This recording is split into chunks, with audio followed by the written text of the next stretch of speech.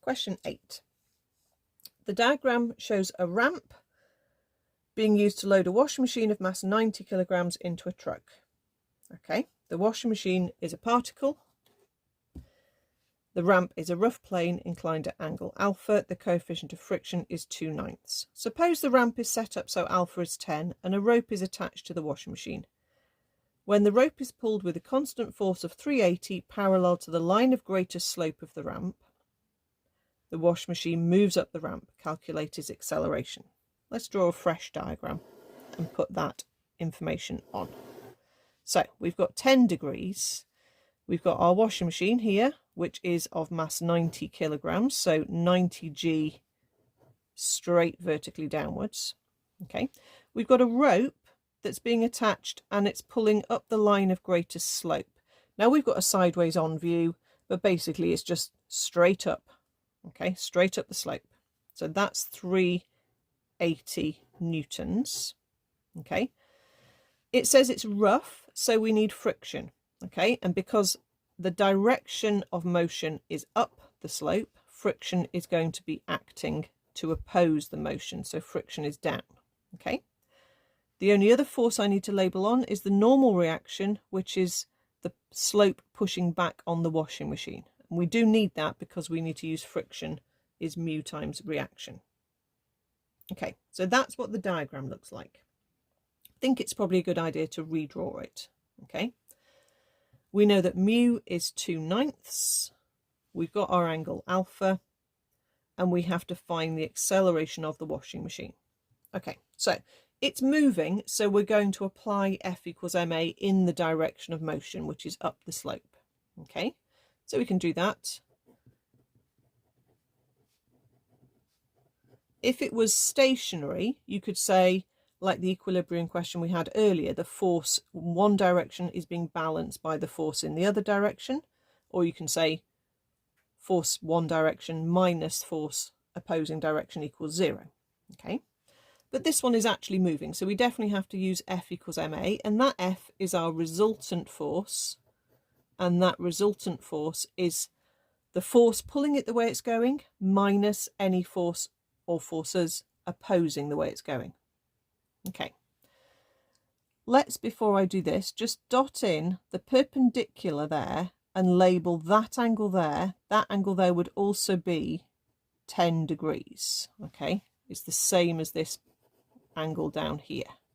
Okay, the reason for that is here's a right angle triangle, so this angle that I'm pointing at there would be 80, and then here's a right angle triangle, here's a right angle, so then this angle is back to 10. So I'm going to label and think of that as 10 degrees.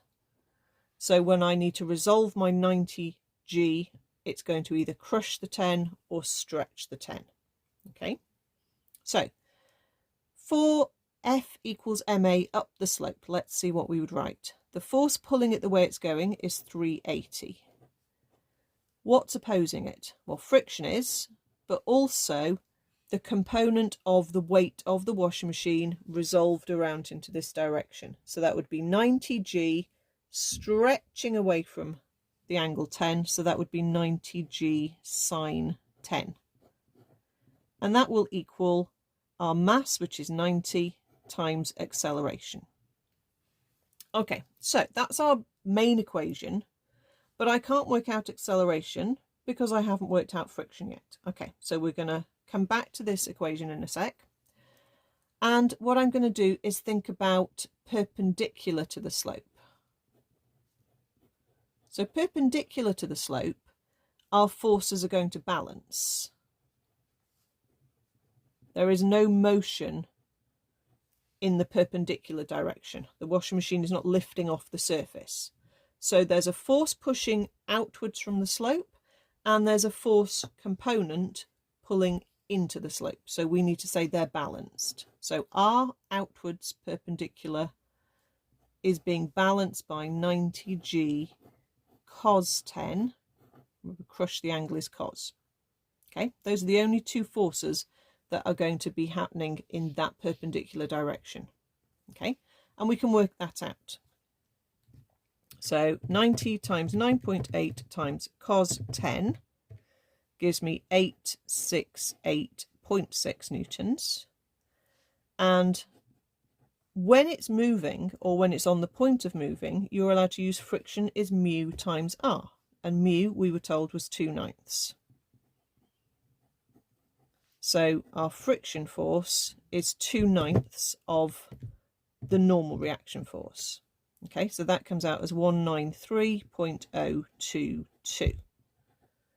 Okay, I can now use that friction in the big equation I wrote down to start with. So 380 minus 193.022 minus 90g sine 10 is equal to 90a. We can work out the whole of the left-hand side. That's all just numbers. So 380 minus the 193.022 minus 90 times 9.8 times sine 10 gives me 33.819. Divide that by 90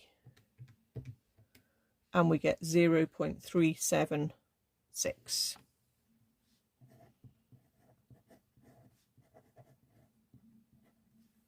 meters per second squared. Not easy, okay, but hopefully you follow it.